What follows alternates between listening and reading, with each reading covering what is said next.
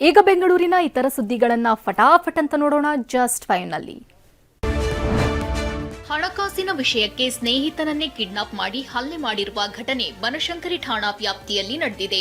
ನಿಹಾರ್ ಮತ್ತು ಸ್ನೇಹಿತ ನಿತಿನ್ ಡ್ರಗ್ ದಂಧೆಯಲ್ಲಿ ತೊಡಗಿದ್ದು ಹಣದ ವಿಷಯಕ್ಕೆ ಗಲಾಟೆಯಾಗಿತ್ತು.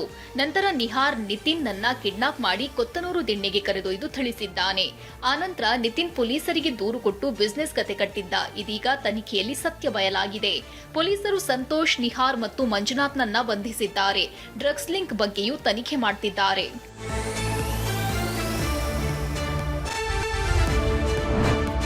38 ತಿಂಗಳ ಬಾಕಿ ವೇತನ ಪಾವತಿಗಾಗಿ ಆಗ್ರಹಿಸಿ ಸಾರಿಗೆ ನೌಕರರು ಬೆಂಗಳೂರು ಚಲೋಗೆ ಮುಂದಾಗಿದ್ದಾರೆ. ಜನವರಿ 29ರಂದು ಕರೆ ಕೊಟ್ಟಿದ್ದ ಮುಷ್ಕರ ಅನಂತ್ ಸುಬ್ಬರಾವ್ ಅಗಲಿಕೆಯಿಂದ ಮುಂದೂಡಿಕೆಯಾಗಿತ್ತು. ಇದೀಗ ಫೆಬ್ರವರಿ 19ರಂದು ಬೆಂಗಳೂರು ಚಲೋಗೆ ಕರೆ ನೀಡಲಾಗಿದೆ.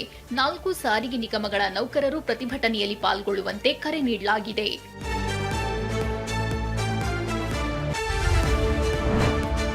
ದೇವನಹಳ್ಳಿ ಪಟ್ಟಣದ ಇತಿಹಾಸ ಪ್ರಸಿದ್ಧ ಕೋಟೆ ವೇಣುಗೋಪಾಲಸ್ವಾಮಿ ದೇವಸ್ಥಾನದಲ್ಲಿಂದು ರಥೋತ್ಸವ ನಡೆಯಿತು. ನಾಡಪ್ರಭು ಕೆಂಪೇಗೌಡರ ಪೂರ್ವಿಕರು ನೀಡಿರುವ ಅಪರೂಪದ ವಜ್ರಾಭರಣಗಳನ್ನು ಸರ್ಕಾರದ ಖಜಾನೆಯಿಂದ ಮೆರವಣಿಗೆ ಮೂಲಕ ತಂದು ಉತ್ಸವ ಮೂರ್ತಿಗೆ ತೊಡಿಸಲಾಯಿತು. ಬೆಳ್ಳಿ, ಬಂಗಾರ, ವಜ್ರದ ಆಭರಣಗಳನ್ನು ದೇವರಿಗೆ ತೊಡಿಸಿ ಮೆರವಣಿಗೆ ಮಾಡಿದ್ರು. ಭಕ್ತರು ರಥವನ್ನ ಎಳೆದು ಪ್ರಸಾದ ಸವಿದ್ರು.